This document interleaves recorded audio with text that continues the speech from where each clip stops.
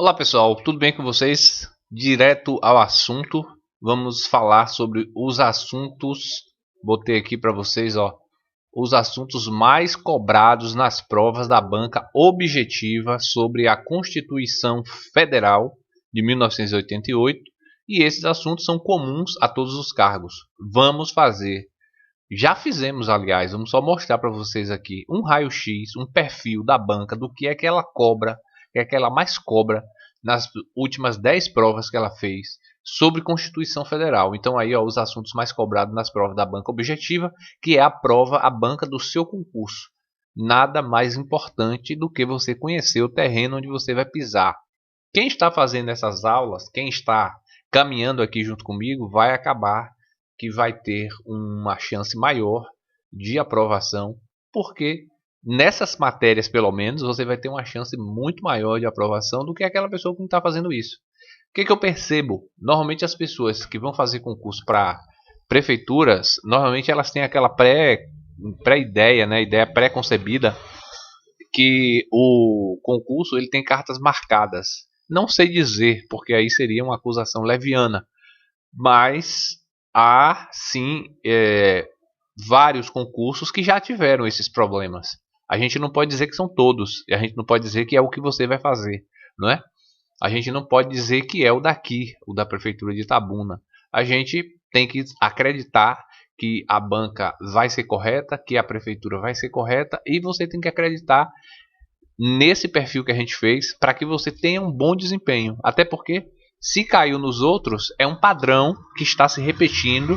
A banca costuma cobrar isso aí, costuma cobrar dessa forma. Eu vou mostrar para você agora quais são então os assuntos mais cobrados pela banca nos últimos tempos e vou trabalhar um pouco essas questões.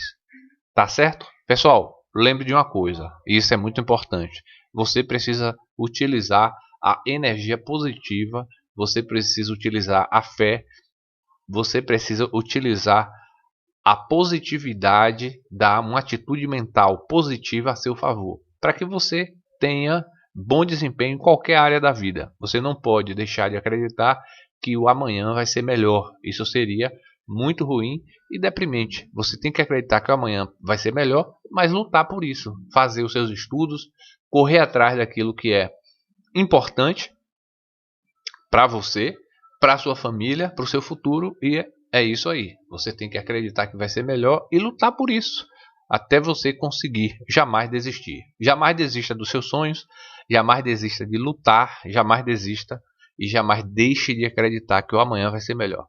Tenha certeza que todas as forças do universo vão conspirar para que você alcance aquilo que você tanto deseja. Se é a aprovação, então com certeza você vai alcançar. Vamos fazer essa aula hoje, mostrando então os assuntos mais cobrados nas provas da banca objetiva sobre a Constituição. Essa aqui, pessoal, algumas pessoas ainda confundem o que a gente está fazendo aqui nesse canal. A gente está trabalhando os assuntos que são comuns a todos os cargos, tá? E esse aqui hoje, essa aula fez um perfil da banca. Olha que legal. Porque, veja bem, a legislação ela tem vários artigos. O que ela pediu na prova são vários artigos, né? Mas tem aqueles artigos mais cobrados, que é aquele que você deve focar mais. Quais são eles? Vamos falar deles agora, né? Vamos falar deles agora. Eu coloquei aqui para você, os artigos mais cobrados, a Constituição Federal de 88, os artigos de 1 ao 4, que são os princípios fundamentais que a gente já estudou, é o que a banca cobra. Ela cobrou nesses artigos, ela cobrou esses artigos aqui, cobrou 4 vezes, 4 vezes ela cobrou o artigo de 1 ao 4, aliás, ela cobrou 4 questões do 1 ao 4. No artigo número 5º, ela cobrou ali, que é a parte que fala de direitos individuais e coletivos, ela cobrou 14 questões, direitos individuais e coletivos. Você deve focar nessa parte aí. Certamente vai ter uma questão sobre um desses temas. O artigo 6º ao 11º, direitos sociais, ela cobrou 6 questões nos últimos tempos. Do artigo 12º e 13º é sobre nacionalidade e ela cobrou 4 questões. Agora veja, do 14º ao 17º, que fala sobre direitos políticos, 8 questões. E se você não sabe nada sobre esses assuntos aí são assuntos base da Constituição Federal, não é? da Constituição da República. E a gente vai falar deles daqui a pouco. A gente vai explicar alguns aqui, aqueles que der tempo. A gente vai fazer aí essa aula para que a gente possa, para que você possa conhecer esses artigos, né? Agora, o que teve 27 questões sobre a organização do Estado. Como é que o Estado se organiza? Vamos começar por eles, né? Do artigo 3741, ela cobrou sobre a administração pública. Olha, a organização do Estado, 27 questões. Vamos falar dessas 27 questões. Vamos pegar aqui a nossa Constituição. A gente tem aqui os nossos arquivos, né? Que a gente inclusive mandou para algumas pessoas. Vamos pegar aqui a nossa apostila, ó. Apostila bem simples, com artigos e depois com traz a parte de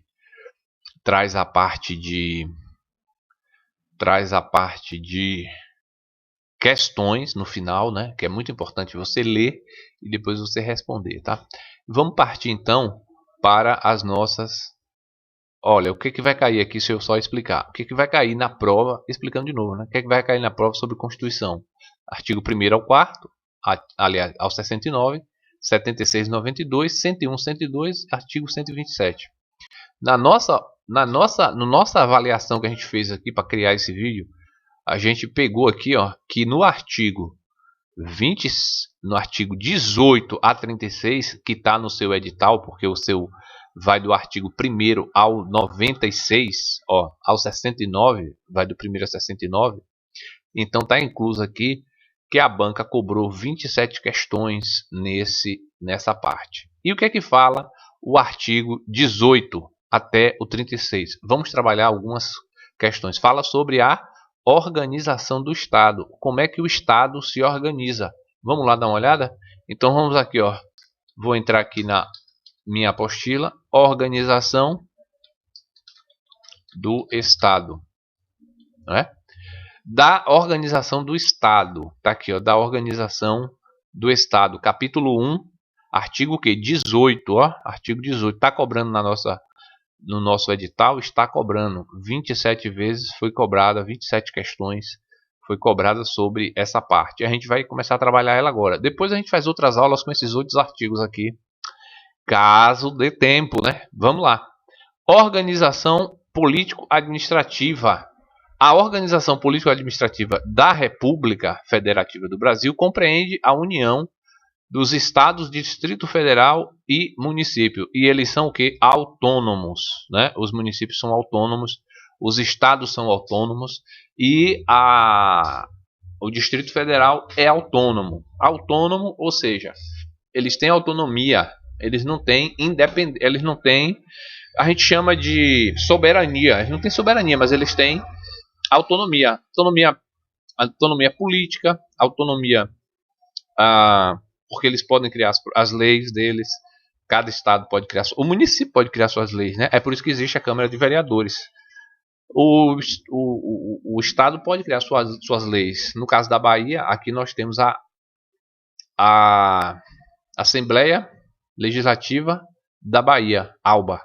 Né? A ALBA é a Assembleia Legislativa da Bahia. Os deputados estaduais, eles vão compor uma mesa que vai criar leis lá na ALBA, né? Assembleia Legislativa da Bahia. Vai ser ratificada pelo governador ou não, né? Mas eles têm como criar essas leis. Ela pode ser vetada ou ela pode ser ratificada. Se essa lei não ir contra os princípios da Constituição Federal da Bahia, da Constituição da Bahia, assim como os municípios, eles podem criar suas próprias leis.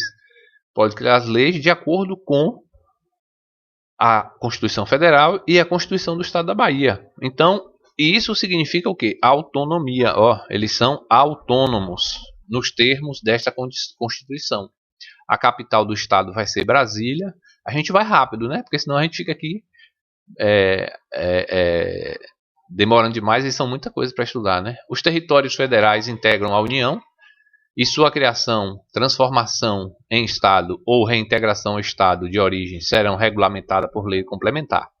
Então aqui, ó, na base da Constituição está falando sobre os estados, está falando também sobre os territórios, né, que não são estados, e aí acaba que eles seguem aí uma lei complementar para reintegrar, né, transformação em estado ou em reintegração ao estado de origem.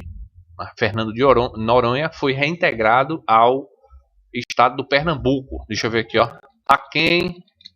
A qual estado pertence o arquipélago de Fernando de Noronha? Vamos ver agora. Vamos ver aqui, ó, o que vai falar. Ó.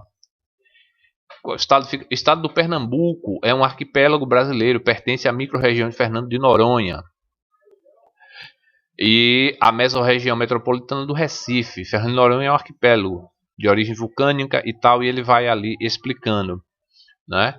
O Fernando de Noronha foi incorporado ao estado do Pernambuco em 1988 como um dos distritos estaduais, e no mesmo momento foi criado o Parque Nacional, e por aí vai. Então aqui, ó, a lei complementar incorporou ali o arquipélago de Fernando de Noronha ao estado de Pernambuco, né?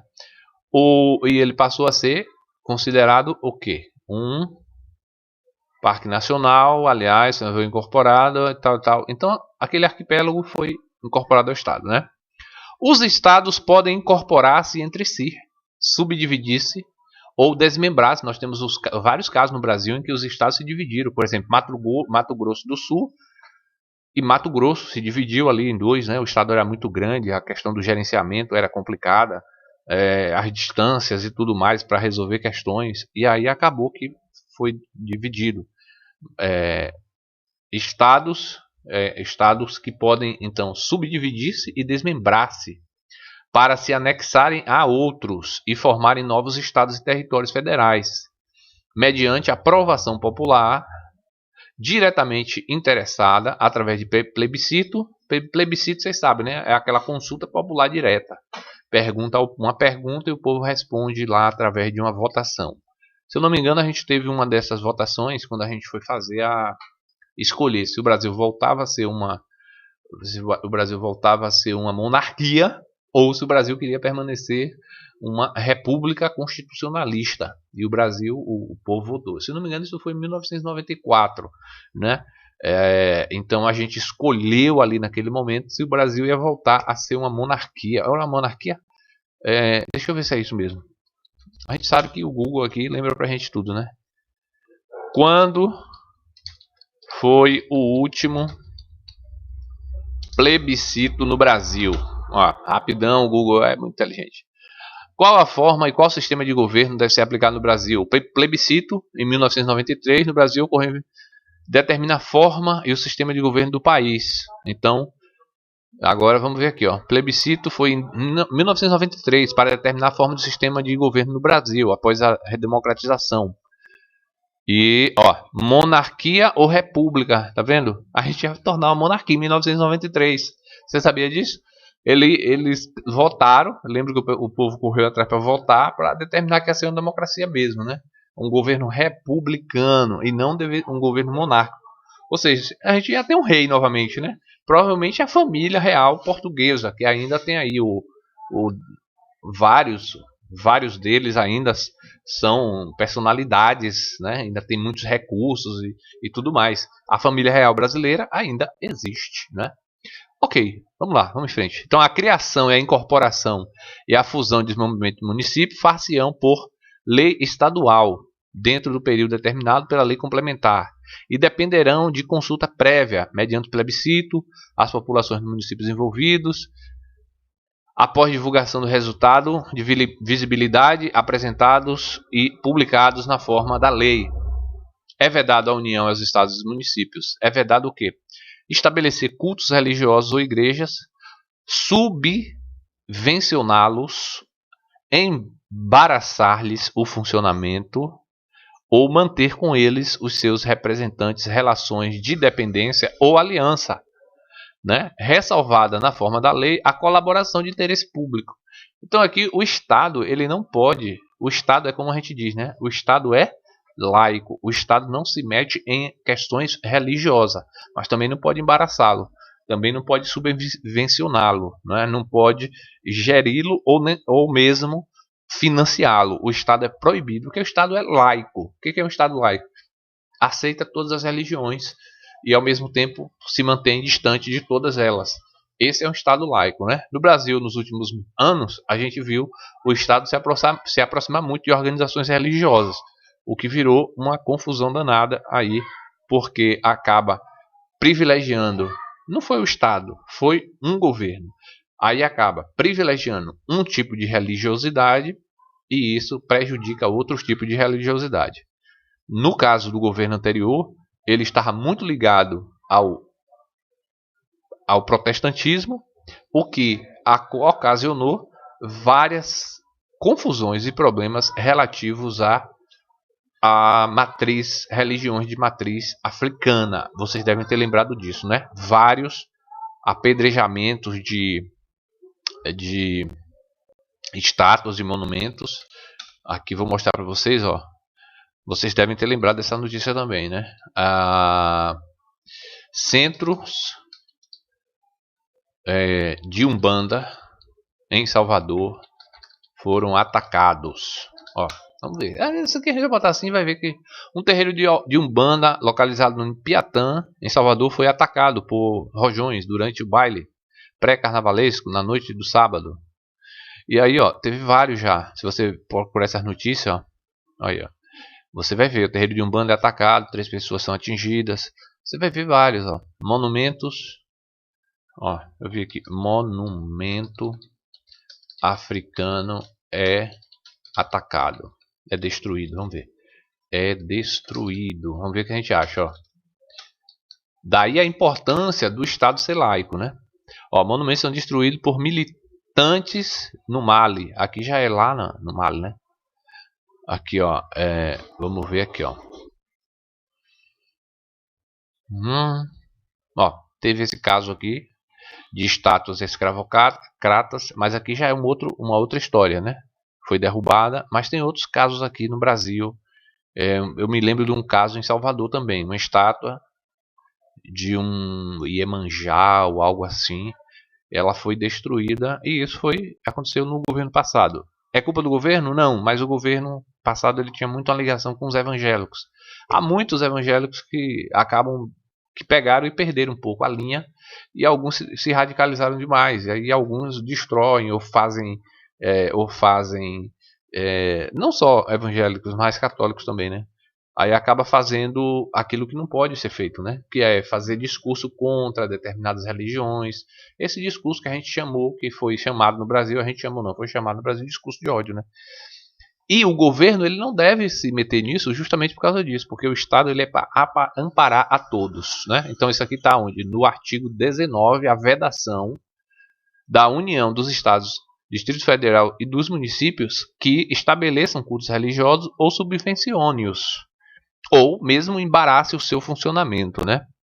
Recusar a fé aos documentos públicos, se é documento público, o Estado tem que garantir, né? Criar distinção entre brasileiros, isso aí, capítulo 19, são as proibições, né? Aquilo que é vedado à União, aos Estados e municípios. Criar distinções entre os brasileiros, ou preferência entre eles, prefere mais o negro do que o branco, e todos os outros tipos de referência à preferência, o Estado é proibido de fazer, né? São bens da União.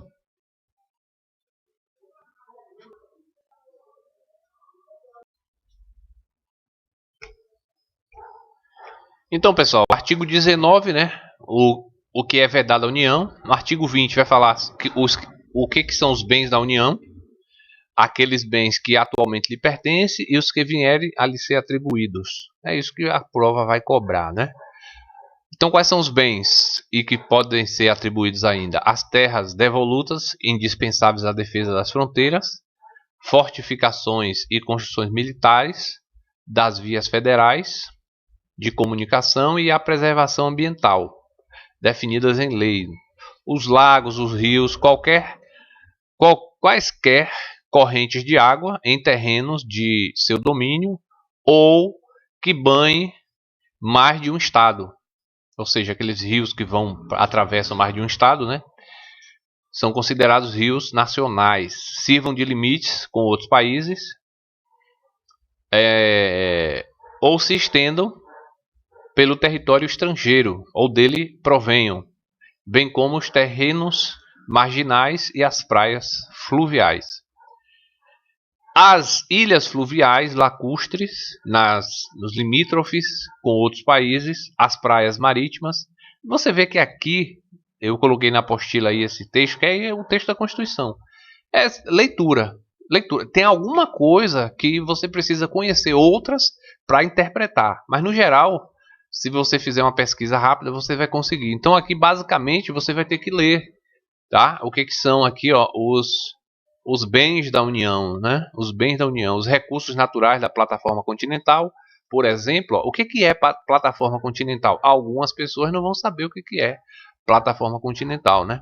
Da zona econômica exclusiva. É que, por exemplo, nessa parte aqui dos recursos naturais da plataforma continental. Quando eu sou formado em geografia, aí eu sei bem esse assunto. Esse assunto aí se refere a plataforma continental. O mundo tem dois tipos de plataforma, né? A plataforma continental, ela é a parte que está imergido, que está essa superfície seca da Terra, que no litoral ela mergulha no oceano, ali na praia, mergulhou ali até 200 quilômetros da praia, né? Aí aquilo ali é uma zona econômica exclusiva do Brasil, né? Vamos botar aqui, ó, zona, vou botar aqui, ó, para você ver, ó. Opa, tem Google errado. Google. Então, Google. Ixi, fica lento de repente. Zona econômica exclusiva do Brasil. Então, algumas coisas são mais difíceis de você entender, porque às vezes é uma coisa muito específica, né? Que está na Constituição. Então, por exemplo, ó, zona econômica exclusiva do Brasil, marítima, né? Marítima. Aí ele está tratando disso aqui, ó, da zona econômica exclusiva do Brasil, corresponde aos domínios marítimos, sob a soberania nacional, e que está em cima da plataforma, e desde que seja em cima da plataforma continental onde o Brasil está. Essa plataforma continental são as terras brasileiras, e é uma plataforma, é uma placa tectônica que ela mergulha no oceano por alguns quilômetros. E tudo que tiver ali pertence ao país, é a zona de exploração exclusiva do Brasil. O que está depois é chamado de águas internacionais, né? Então a zona econômica exclusiva, ó, compreende uma faixa que se estende 12 milhas marítimas, contando a partir das linhas de base que servem para medir a largura do mar territorial. Então dentro desse texto aqui da Constituição fala disso, ó, da plataforma continental. Se eu botar aqui, ó, só para você ver um gráfico, né? Plataforma continental do Brasil. Estou botando rápido, vai acabar no Brasil, mas só para explicar, né? Então tá aqui, ó, um desenho explicando o que é essa plataforma continental que pertence ao Brasil. Você vê que a Constituição ela vai então abordar temas lá da geografia, por isso que é importante você fazer estudos, ensino fundamental, médio, bem feito, né?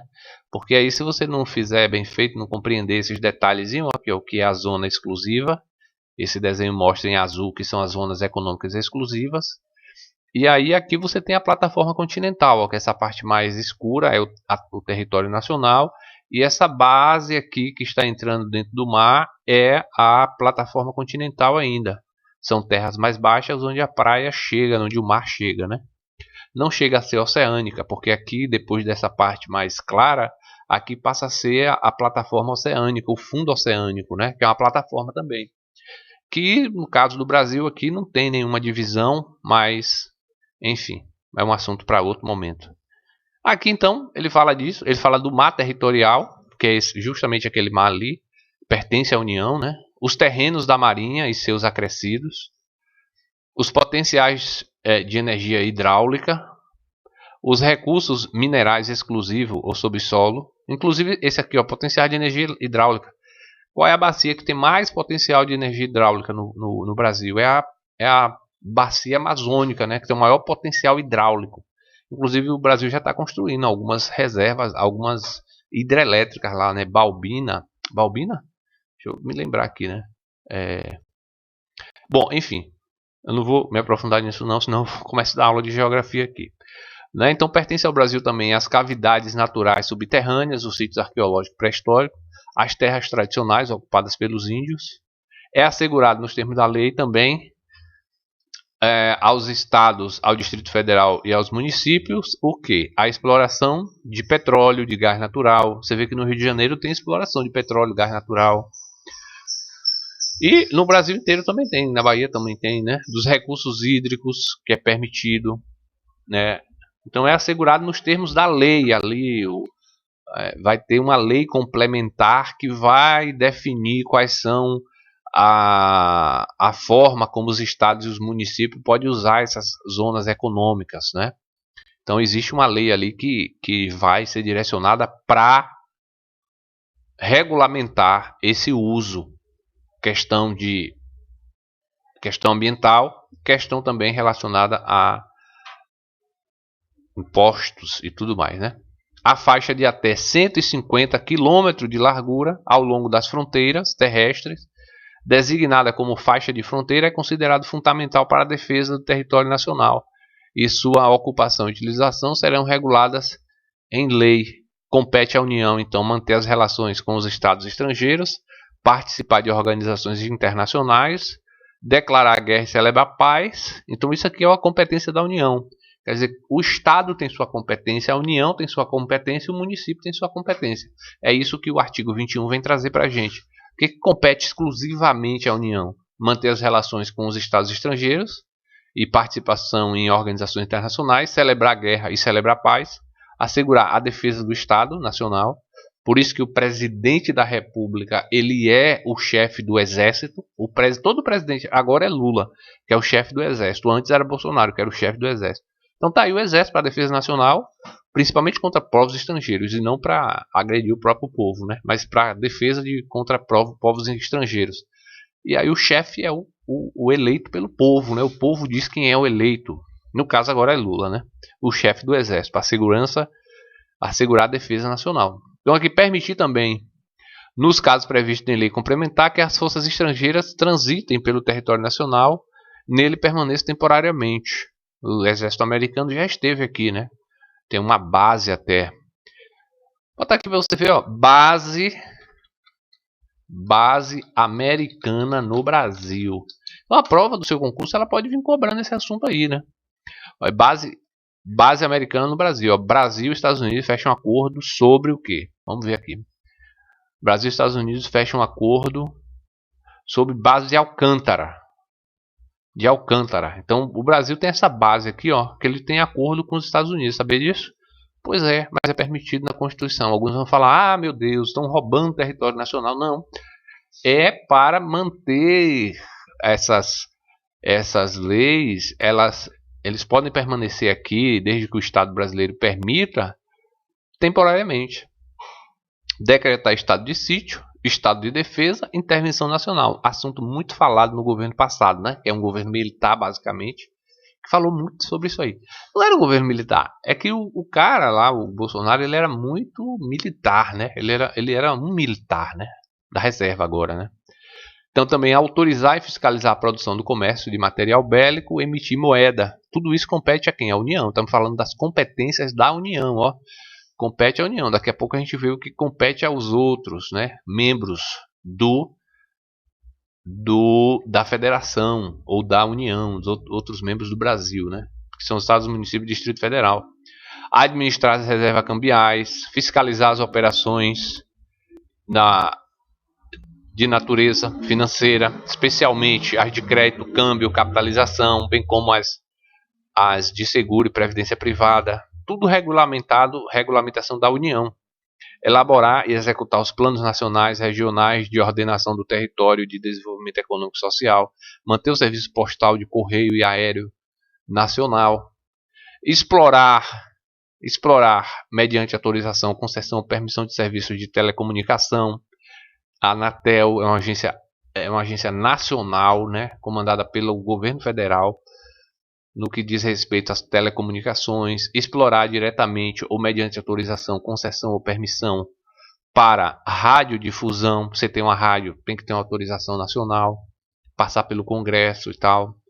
De som, de imagem, né, serviço de instalação de rede de energia elétrica e o aproveitamento energético dos recursos de água. em circulação com os estados, em articulação com os estados, onde se situem os potenciais hidroenergéticos, porque isso aqui é estratégico para o Brasil, né, e de interesse nacional. Navegação aérea, aeroespacial e a infraestrutura aeroportuária, os serviços de transporte ferroviário e aquaviário, portos brasileiros e fronteiras nacionais, ou que transpõem os limites dos estados. Então, tudo isso aqui, ó, vem uma lista que aí eu vou deixar aqui para você ler, né? Claro, tá na nossa apostila, mas se você não quiser pegar a apostila com tudo organizado aí, vai lá na internet que tu acha também, tá? Isso aqui a gente botou a apostila, mas a gente não vendeu, não. A gente vendeu aí um material assim,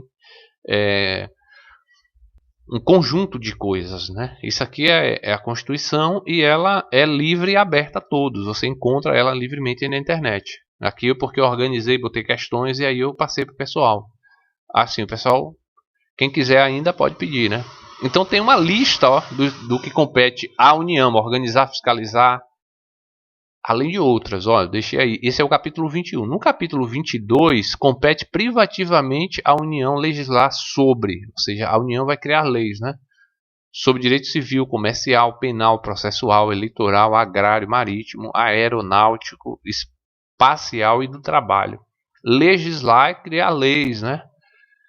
Sobre desapropriação, requisição de civis e militares, água, energia, informática, telecomunicação, radiodifusão, serviço postal, sistema monetário de medidas, títulos e garantias dos metais, política de crédito, câmbio, seguros e transferência de valores, comércio exterior e interestadual. Então está aqui uma lista enorme também no 22 que fala sobre aquilo que compete. Isso aqui já é a parte que compete à União. Ó. Compete à União legislar. Ela pode legislar sobre esses assuntos. É competência dela. Não é? Tá aí. Agora vamos ver aqui rapidamente. Ó. Se a gente descer, a gente vai ver artigo 24. Compete à União, aos estados e municípios legislar concorrentemente. Ó. Isso aqui é importante. Ó. Concorrentemente, eles legislam juntos sobre direito tributário, orçamento, juntas comerciais. Tem algumas competências que é só da União. Tem algumas competências que o Estado, a União, o Estado e os Estados e o Distrito Federal, eles legislam concorrentemente, ou seja, juntos, né? Ele pode fazer, o Estado pode fazer uma lei, o Distrito Federal pode fazer uma lei e a União pode fazer uma lei. E aí é concorrente, eles estão concorrendo, um faz uma lei, outro faz outra, faz a lei, outro faz outra. Por quê? Porque há interesses ali econômicos relacionados dentro do Estado que precisa ser uma lei própria do Estado. A União já faz outra lá, né? Então você tem tributos estaduais e tributos federais, assim como você tem tributos municipais. Sobre isso, ó, direito tributário, financeiro, penitenciário, econômico e urbanístico, concorrente. O Estado pode ter uma lei própria para o direito penitenciário, né? Ou para o direito econômico, urbanístico. E a União pode ter outra. Não pode ser inconstitucional criar uma lei fora da Constituição, mas sobre o que está o domínio ali da União ou dos Estados, eles podem. Produção de consumo, florestas, caça, pesca, fauna. Então tá aí, ó. Tá aí, esse é o artigo 24 já. Ó, a gente já está no artigo 24. No artigo 25, nos artigos 25 vai falar o quê? Vai falar sobre os estados federados. Os estados organizam-se e regem-se pela Constituição e leis que adotarem, observando os princípios desta Constituição, como eu já disse. Então, os estados eles vão legislar sobre os seus territórios, sobre sua economia, sobre sua política, mas desde que siga os princípios constitucionais. E a nossa Constituição é totalmente democrática. Portanto, se ele legislar e falar uma coisa que não está na Constituição, é inconstitucional, ou que venha a se chocar com outra lei, né? Então são reservas dos estados competências que lhes sejam vedadas por esta Constituição. Cabe aos estados explorar diretamente ou mediante concessão os serviços locais de gás canalizado. E aí vem toda a mesma estrutura do 22 e do 21, né? Inclui-se entre os bens do Estado, ó, as águas superficiais, subterrâneas, fluentes, emergentes. Então os estados eles vão gerir a parte que compete à organização dos municípios e a organização entre os municípios ali. Isso está no capítulo 26 já, né? No artigo 26, né? E no artigo 22 a gente falou sobre a União. A União pode legislar. E aí você tem que ver o que é competência exclusiva da União. Aí a gente falou antes sobre o que é competência exclusiva da União. Aqui, ó. No 20. Né? Isso. No 19 e aí também no 20. Enfim. Bom, pessoal, é isso. E vocês viram até aqui falando sobre as competências dos estados. E a gente estava olhando o que no início? A gente estava falando sobre a organização do estado. Eu fui hoje aqui do 18, passei pelo 18 fazendo uma análise geral. Você deve ler, não tem jeito. Você deve ler se você quiser ter alguma chance aí para você. A gente começou no 18, foi até o 24. No 24, 25. A gente chegou ao 25 aqui falando dos estados. Mas tem que ler, né? O material que é para você ir se aprofundando. E depois, lá embaixo, tem as questões que eu coloquei para você resolver. Ó. Eu coloquei as questões aqui no final. Aqui tem uma mensagem para vocês no final, para quem pegou o material. E aqui eu coloquei uma série de questões. Ó, tem até sobre estabilidade no concurso público. Tem aqui questões sobre serviço público municipal. Tem aqui mais sobre... porque aqui eu estou falando da lei do regime jurídico dos servidores públicos de Itabuna. E tem sobre isso. E tem sobre a Constituição, que a gente acabou de ler ali. Ó. Quer ver? Mostrar para você. Aqui ainda tem bastante lei. Aqui tem um gabarito também, né? Você faz e depois você verifica como é que você foi. Tem questões exclusivas aqui da banca objetiva, ó, que caiu na banca ó, em 2023 já. O que é que ela está cobrando em 2023. E aí é isso, é análise. Tem algumas coisas realmente que são mais complexas, mas treine com questões e leia a Constituição no que você puder, porque eu já coloquei aí vários artigos e como ela cai. E hoje explicando aqui para você como é que a banca cobra vários desses temas. Tá bom? Então é isso. Ó, se você quiser adquirir a apostila, entre em contato aqui, ó, 73981550279. Tá bom? Porque aí você fala comigo aí. Esse aqui é o WhatsApp e também é o número Pix para você fazer o pagamento. É um valor simbólico de R$ 9,90. E aí você pega todo esse material aqui, ó, e já vai com novos assuntos que eu estou incluindo. E para quem já pegou esse material e não tem os novos que eu já incluí, que vai junto também, vou disponibilizar depois para todo mundo ter um link para clicar lá e baixar. Valeu? Aí se você pegar a apostila, vem esses assuntos aqui, ó. Tem questões, tem um bônus, tem as leis, as mesmas leis aí. Tem a apostila, tem novos assuntos agora que a gente vai incluindo. E é isso. Eu espero ter ajudado você. Na próxima aula eu continuo aqui no artigo 20. Quando eu for falar de Constituição de novo, vou falar do 27, né? Do artigo 27. Pessoal, valeu. Muito obrigado. Lembre-se sempre, não desista. Insista que você vai conseguir. Porque só aquele que batalha, só aquele que luta é o que vence. Ninguém que fica dando mole para o azar vai conseguir alcançar o que deseja. A vida exige da gente insistência, persistência e continuidade. Ó, uma coisa básica assim, estude todo dia. Você não pode estudar hoje, amanhã, não, estou com preguiça. Você tem que pegar o vício de estudar até você começar a gostar de estudar. E você vai se sentir mal no dia que você não estudar. E para fazer isso, como é que eu faço? Como é que eu passo a gostar de estudar? Você simplesmente senta todos os dias e estuda pensando no seu objetivo lá na frente de como você vai ser no futuro. Aquele emprego que você quer, aquele salário, aquele contra-cheque. É bom demais quando a gente vê o contra-cheque gordinho, um dinheirinho na conta. É muito bom. Por quê? Porque dá segurança, dá estabilidade. Velho, isso é bom. Vá atrás. Vá atrás. Senta todo dia, estuda todo dia. começa com 1 hora, depois muda para 2, para 3, 4. Daí a pouco você está fazendo várias horas e nem percebe o quanto você evoluiu. Desejo para você o melhor. Deus abençoe.